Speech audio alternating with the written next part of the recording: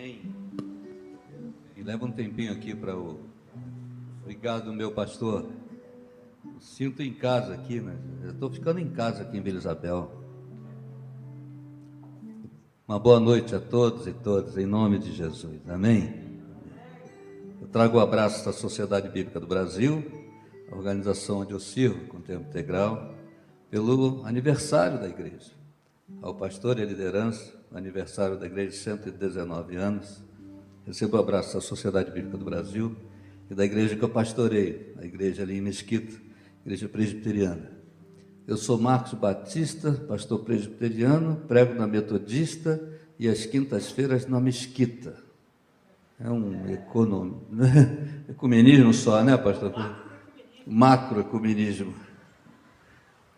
E eu estou muito feliz de meditar com vocês aqui nessas terças-feiras sobre os salmos que curam. E, aliás, eu vou querer aquele slide que botaram da divulgação para colocar, avisar os amigos. Deus é um Deus que cuida dos detalhes.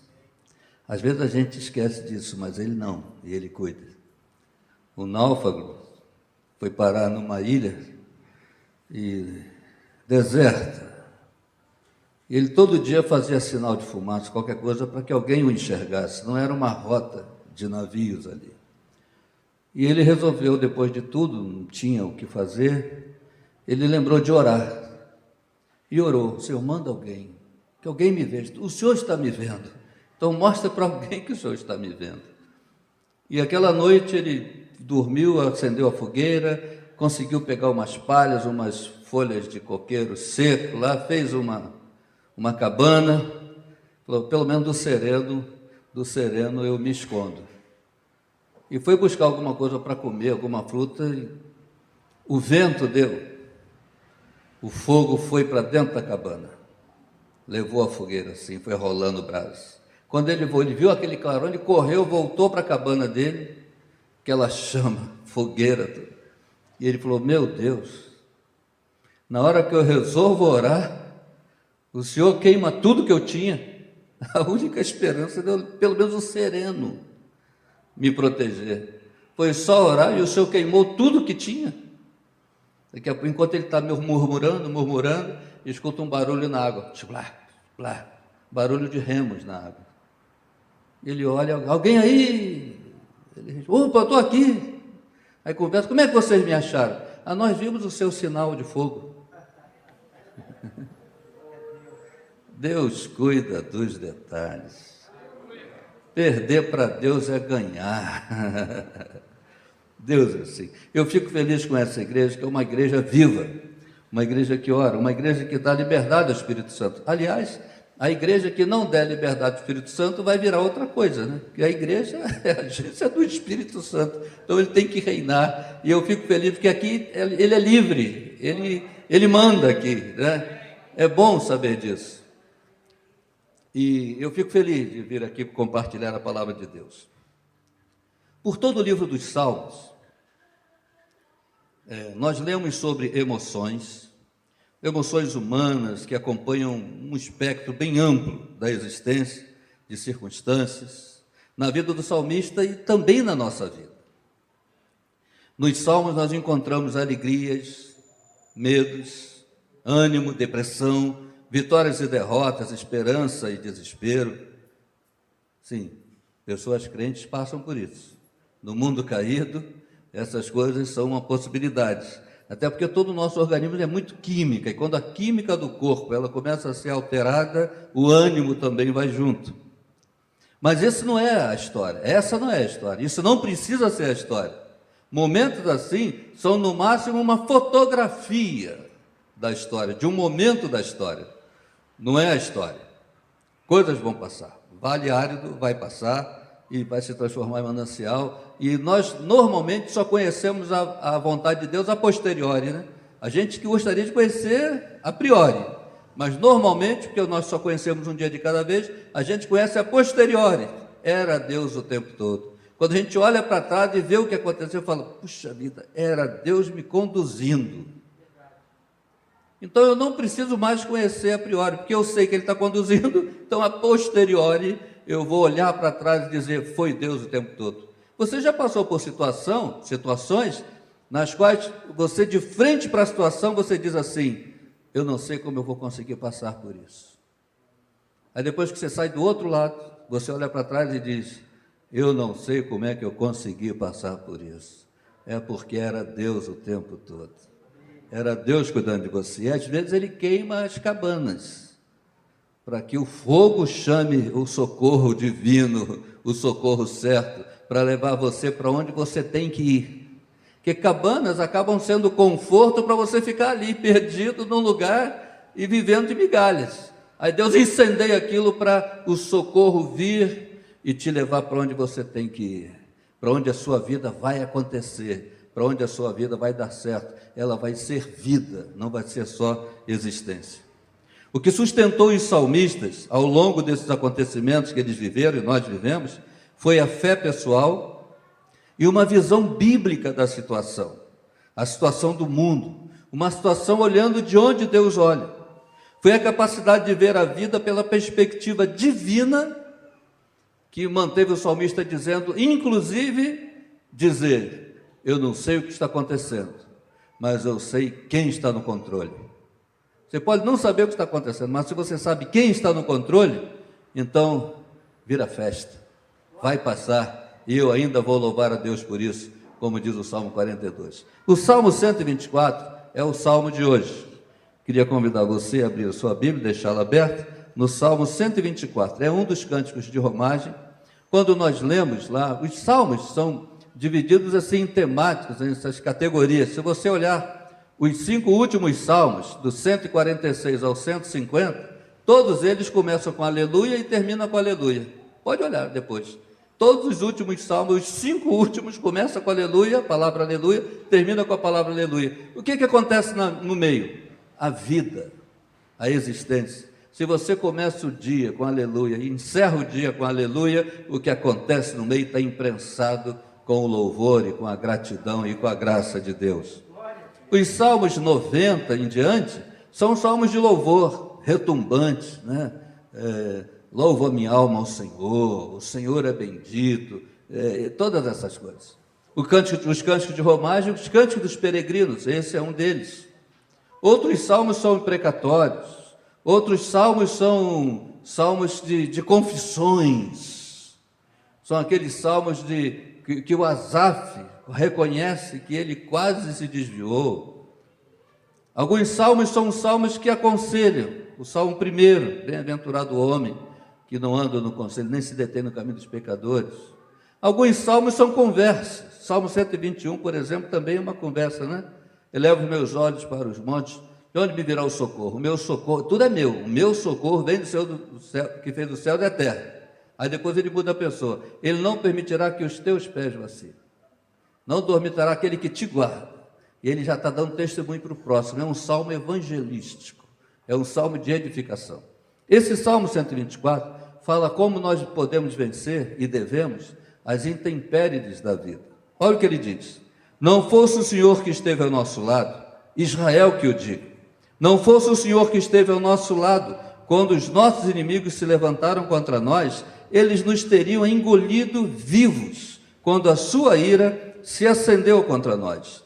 As águas nos teriam submergido, e a torrente teria passado por cima de nós.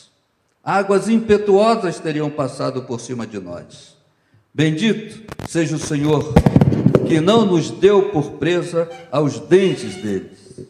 A nossa alma foi salva, como um laço, como o pássaro do laço dos passarinheiros. Rompeu-se o laço e nós nos vimos livres. O nosso socorro está no nome do Senhor, que fez o céu e a terra. Amém. Vamos orar mais uma vez. Pai querido, muito obrigado por esta palavra, tua palavra eterna, perfeita, infalível, atual, para hoje. Obrigado, e pedimos que enquanto abrirmos o teu livro, tu abras a nossa mente, nosso coração, nosso entendimento.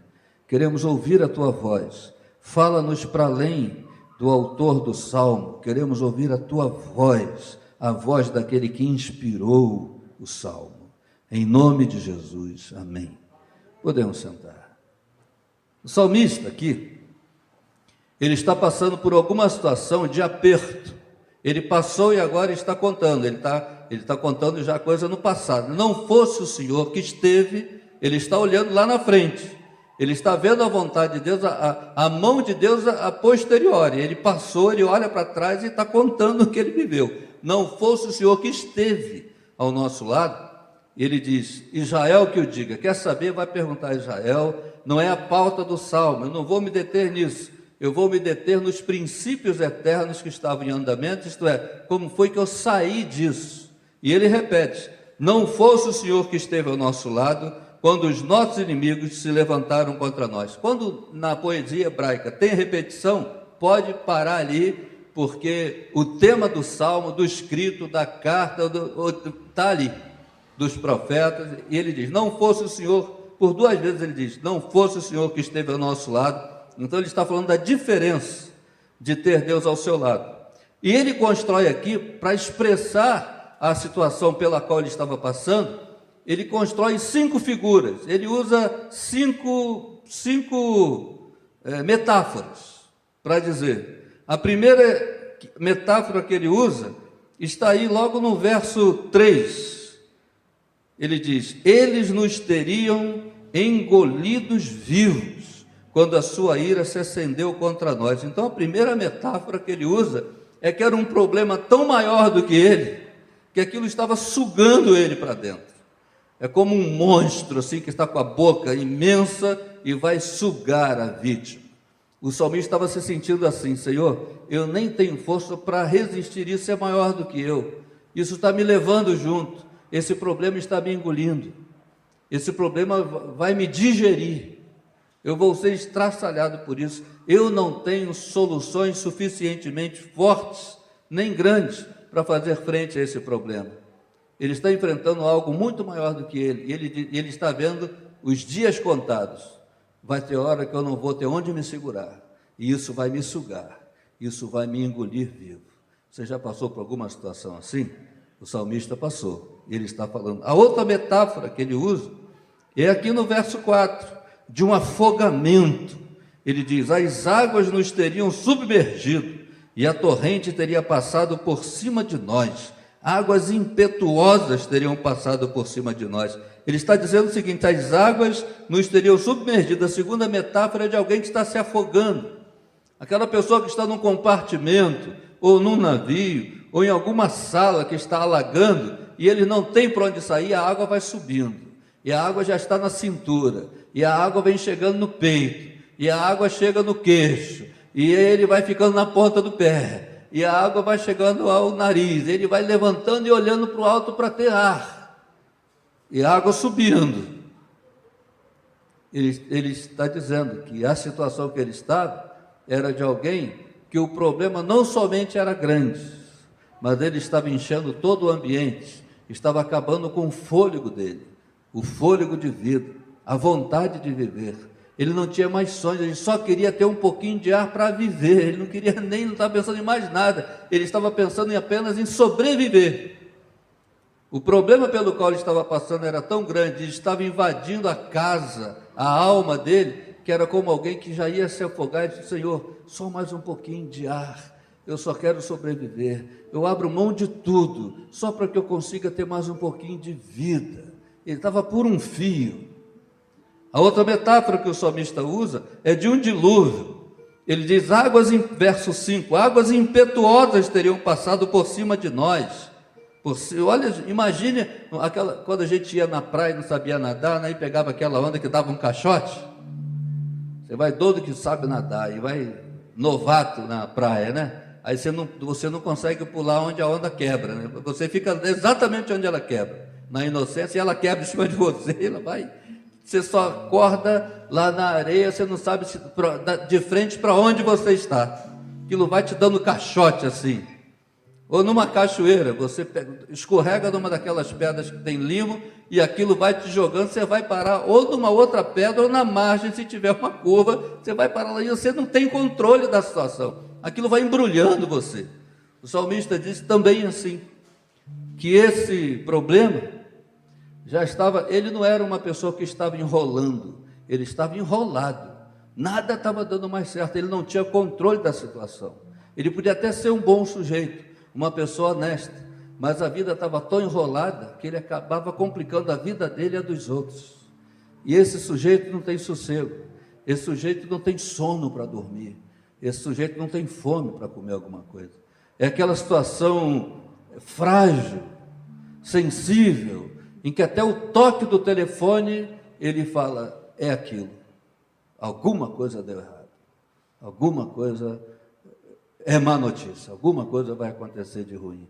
A pessoa fica sensível, a vida assusta. E se a pessoa não tem Deus, se a pessoa não tem equilíbrio emocional também, olha, ele dá cabo da vida. Sabe por quê? Porque coisas, por exemplo, raiva guardada, raiva armazenada, isso acaba com a pessoa. Ou então medo demais. Porque quando a pior coisa que pode acontecer com uma pessoa é morrer, ele tem medo de morrer, ele quer viver. Mas quando a pior coisa que pode acontecer com uma pessoa é viver, ele tem medo de viver, ele quer morrer. E quando a pessoa se suicida, ele não está querendo tirar a vida, ele quer tirar o problema, e a vida que vai junto. Porque ele já está no cachalote ali, no caixote, já perdeu a noção das coisas. O salmista é um ser humano, como eu e você, e ele estava passando por isso. A outra metáfora que ele usa aqui, ele diz assim, bendito o Senhor que não nos deu por presa aos dentes dele. Verso 6, ele usa essa palavra de dentes. Imagine um animal frágil numa toca, o lobo voraz, faminto, babando, rosnando com aquelas presas, os dentes, ele viu comida, e é uma lebre, um animal pequeno, ele foge e se esconde no fundo de um buraco da sua toca. E aquele lobo bota o focinho e o bichinho está lá dentro e olhando o focinho do lobo farejando. Ele está aqui. Ele falou, bom, mas aqui ele não entra, ele é grande, eu sou pequeno, aqui eu estou seguro. Aí começa a ouvir barulho de patas cavando o buraco. E a cara vai entrando mais, o focinho já entrou todo, já está entrando as orelhas. E a toca acabou, a caverna acabou. E ele está abrindo. E ele diz, minhas horas estão contadas, ele vai me devorar, ele vai chegar onde eu estou. O salmista diz que esse problema também avançava contra ele, não foi uma coisa que ficou estagnada, em que só sobrou a culpa, eu podia ter mudado isso, era uma coisa que estava vivo e estava o perseguindo. Era um problema que não somente era grande, estava afogando, tirou todo o equilíbrio dele de vida, toda a noção de direção, mas era também um problema que estava vivo, estava vindo na direção dele, como quem diz, eu ainda te pego, eu ainda te pego. O salmista diz, será que essa história não acabou? E ele descobre que aquilo ainda está no calcanhar dele, eu ainda te pego. E a última metáfora, graças a Deus, não vamos falar de coisa boa, né? Chega de falar de coisa ruim. A última metáfora está aí no verso 7. A nossa alma foi salva como um pássaro do laço dos passarinheiros. Ele usa a metáfora do laço dos passarinheiros. Quando eu era criança, eu ia muito e passei alguns meses da minha vida em Santa Rita de Jacutinga, nascido e criado no Rio, aqui em Bangu, carioca da gema, mas na minha infância eu passei um bom tempo na casa dos meus tios, Santa Rita de Jacutinga. Por isso que eu tenho um jeitão assim. Tem gente que pergunta se eu sou mineiro, né? Você é carioca mesmo? Você não é mineiro, não? Porque às vezes eu solto um uai, né? Uai, negócio. E eu lembro que meu tio pegava passarinho. Ou ele fazia aquela arapuca com aquelas embaúva, né? Aqueles galhos, aqueles canudos de embaúva, vai fazendo tipo uma pirâmide, vai diminuindo, bota a comida. Ou então o laço, que é um fio mesmo, uma cordinha com visgo, o laço armadinho, joga o alpiste ali, fica de longe, fica bem longe, e o passarinho fica desconfiado, mas ele não tem ninguém perto, ele vai e come em volta. Não apareceu ninguém, às vezes ele voa e volta. Ele fica, quando ele viu que ninguém vem, o passarinho fica ali.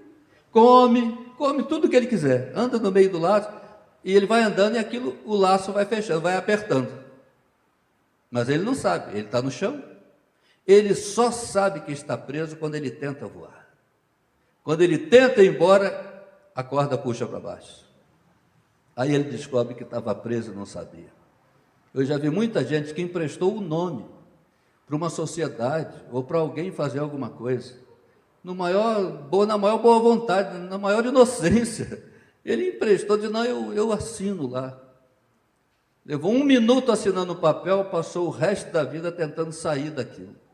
Ele só percebeu que estava preso quando ele tentou fazer alguma coisa, falou, não, você está negativado.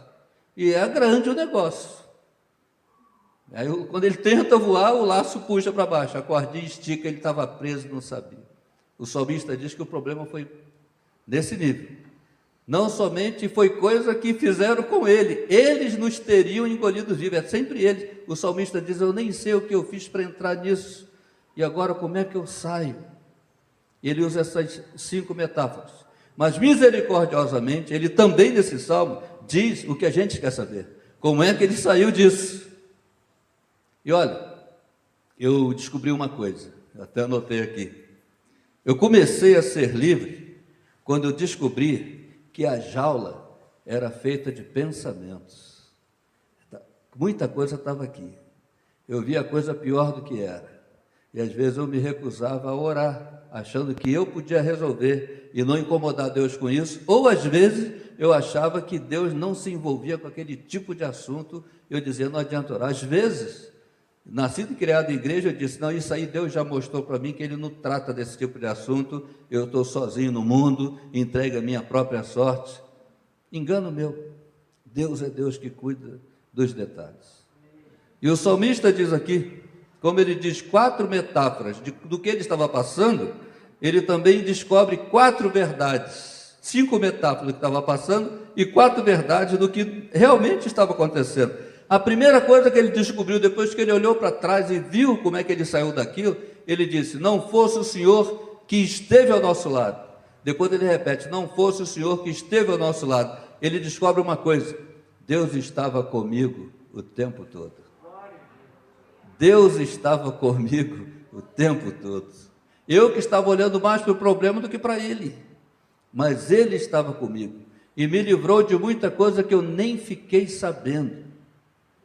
Deus permite que você e eu não vejamos os livramentos que Ele nos dá, senão a gente vai viver assustado, porque é tanta coisa que passa por nós que a gente nem viu e teve livramento. Então a primeira verdade é que Deus está conosco. Deus está ao nosso lado. A segunda verdade que ele descobriu, verso 6, bendito seja o Senhor que não nos deu por presa aos dentes dele. Ele descobriu que se eu estou aqui, é porque Deus não me deu.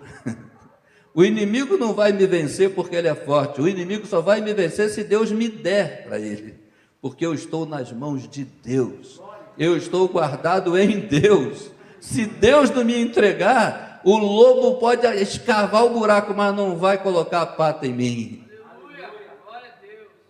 O lobo, o diabo, depende de Deus me entregar para ele. Se Deus não me entregar, ele não tem poder de me tirar da mão de Deus. O salmista diz, Deus não me entregou. Quem define o meu último dia não é o lobo, não é o diabo, não é o problema, é Deus. Quando os discípulos estão andando ali, Lucas 24, indo para a aldeia de Emaús, e Jesus chega do lado deles e vai andando. Eu até vi o Alex pregando sobre isso aqui, fez uma encenação com o pastor, a internet vai longe, viu? Eu vi. Ele esqueceu a fala, o script ali, mas eu vi, eu estava em casa, eu vi. E os discípulos estão andando naquele caminho de Emaús, e Jesus para do lado dele, anda do lado dele, encosta, e Jesus pergunta, o que é que vocês estão discutindo, conversando aí a caminho? E eles ficam abismados e perguntam, você é o único que não sabe as últimas notícias? E Jesus pergunta, quais? E ele diz, o que aconteceu a Jesus, varão, nazareno, homem de Deus, bom, pregador, operoso em obras e palavras, e que prometeu que seria o nosso Salvador, e nós esperávamos, quer dizer, quem esperava é o que não espera mais, né? Estava decepcionado, esperávamos que ele fosse redimir Israel, mas esse já é o 3º dia, que ele foi preso e morto pelas nossas autoridades, e foi sepultado, e o sonho acabou. E Jesus falou, honestos, tardios de coração, também ele não tinha dito, e não está escrito, que ele deveria morrer e no terceiro dia ressuscitaria? E começando por Moisés, pelos profetas e toda a Escritura, expôs tudo o plano da salvação.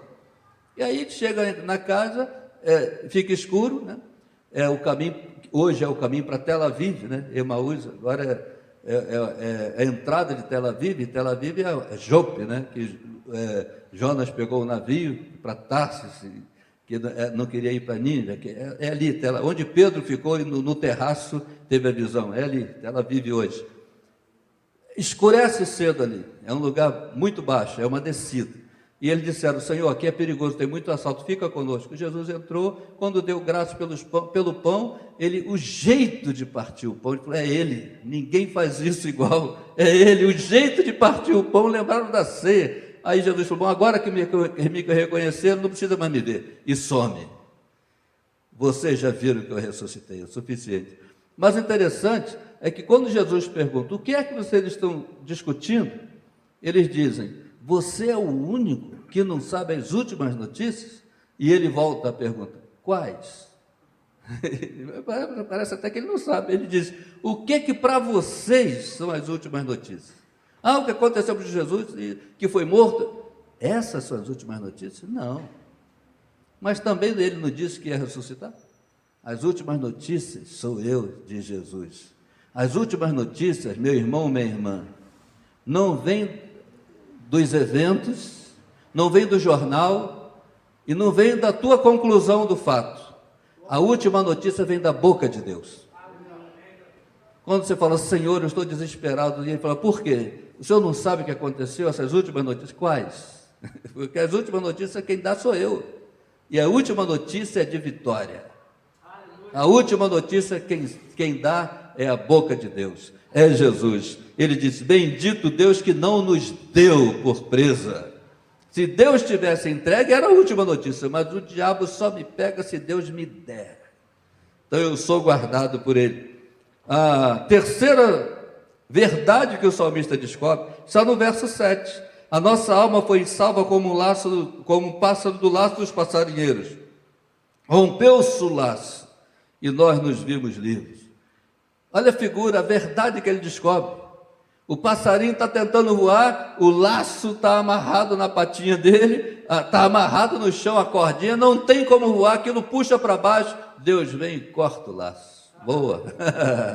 Corta o laço. Rompeu-se o laço e nós nos vimos livres e a nossa alma foi salva. Ele disse: aquilo que te amarrava no passado, acabou. Deixa o passado passar, voa. Tem muita coisa bonita para acontecer na sua vida. Esse assunto agora é meu. Ele tira as amarras daquilo que te prendia ao passado. Ele é o único que pode cortar o laço. E diz o texto: cortou-se, rompeu-se o laço e nós nos vimos livres. A nossa alma foi salva. A psique, a alma. Nós não somos um corpo que tem uma alma, nós somos uma alma que tem um corpo. Nós somos o que somos por dentro. A nossa alma foi salva, a paz chegou, a vida nasceu de novo. Em último lugar, a quarta verdade, ele descobre: o nosso socorro está no nome do Senhor, que fez os céus e a terra. O nome do Senhor, qual o Senhor? O nome sobre todo nome. Ele fez os céus e a terra. Tudo que acontece comigo está dentro da terra, no máximo no céu. Mas o meu socorro e os meus olhos estão no Senhor, que fez o céu e a terra. Isso é, tudo que é maior do que eu, mas está dentro do planeta, é menor, infinitamente menor do que aquele que fez o planeta. Nosso socorro está no nome do Senhor, que fez os céus e a terra. Sabe, quando ele corta as cordas do passado, e quando ele mostra que ele é glorioso, me faz lembrar de uma situação de um homem que cometeu um crime e ele foi preso e cumpriu. Ele era culpado, ele cumpriu pena, passou anos na cadeia e se arrependeu, mas não tinha como consertar as coisas, porque cumpriu pena, não tinha como mudar a história. E ele escrevia para a família, dizendo o dia que seria o último dia da pena dele. De repente a família parou de responder as cartas. Ele viu que ninguém respondia mais as cartas deles e ele disse: bem, eles estão certos, eles não têm nada que me perdoar, eu sou um criminoso, eu fiz, não tive como mudar, eu me arrependi, mas a coisa aconteceu, então eu não posso cobrar da minha família, dos meus, aquilo que eles não podem me dar. E ele escreveu uma última carta, na véspera de ir embora. Ele disse: eu estou indo embora amanhã, vou pegar o trem de tal horas, vou passar na estação em frente à nossa casa, tal hora.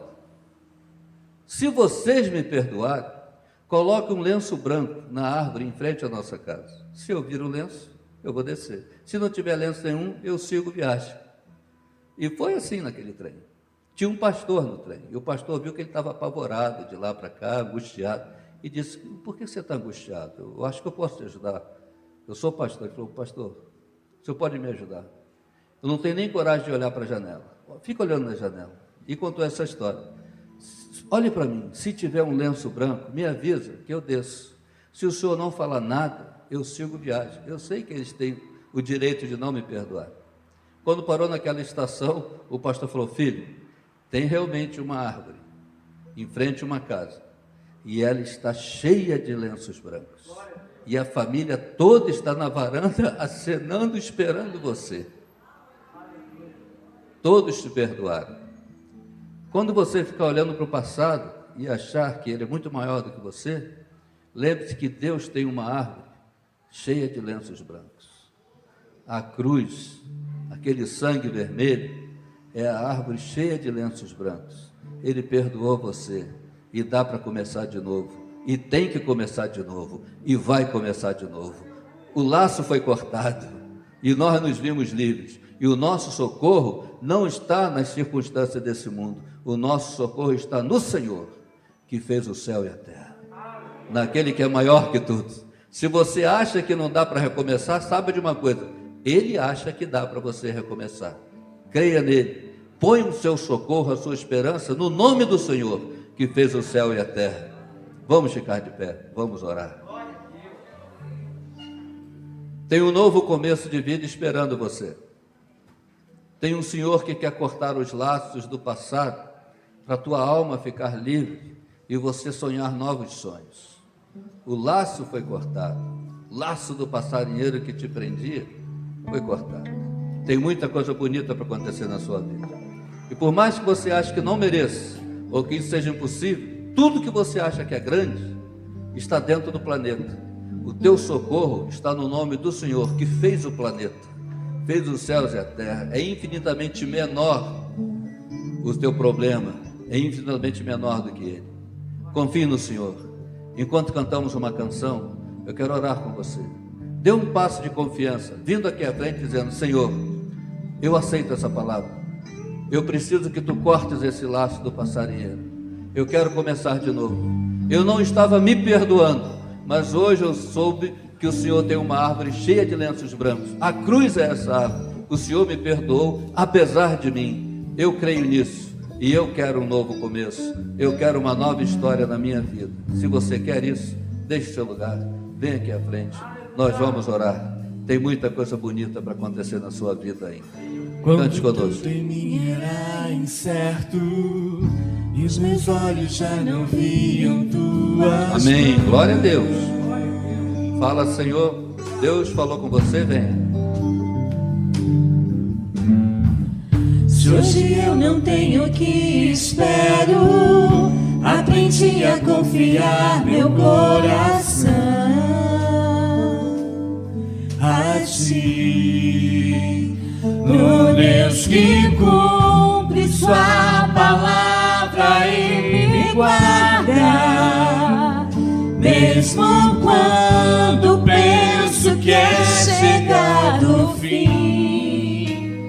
Eu só preciso adorar em meio às dores, pois um milagre é um detalhe para ti. Fui alcançado por tua graça, maravilhosa graça que trouxe salvação para mim. Eu não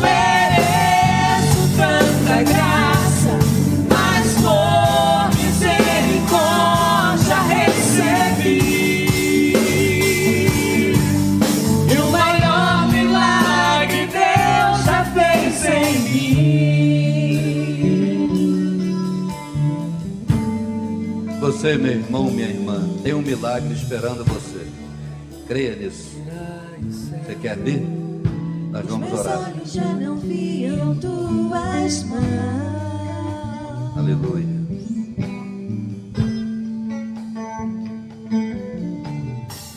Se hoje eu não tenho o que espero, aprendi a confiar meu coração somente a ti, no Deus que cumpre sua palavra e me guarda, mesmo quando penso que é chegado o fim.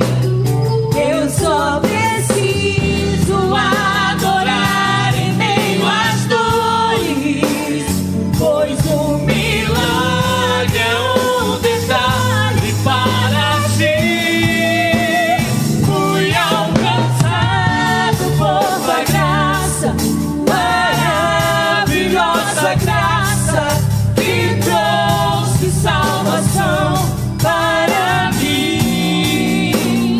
Eu não mereço tanta graça, mas por misericórdia recebi. E o maior milagre Deus já fez em mim. Fui alcançado por tua graça, maravilhosa graça, que trouxe salvação para mim. Foi graça, não foi merecimento. Não mereço tanta graça, mas por misericórdia recebi. E o maior milagre Deus já fez em mim.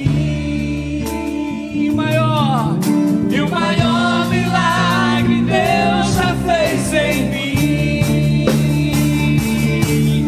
E o maior milagre Deus já fez em mim. E o maior milagre Aleluia. já fez em mim. Aleluia. No reino de Deus é melhor perder cabanas e ganhar o céu. É melhor perder um esconderijo numa ilha perdida e ganhar o céu por herança e a história renovada. Vamos orar? Pai querido, a tua palavra está aberta diante de nós. A tua palavra foi pregada e foi entendida, e tu abençoaste teus filhos e tuas filhas.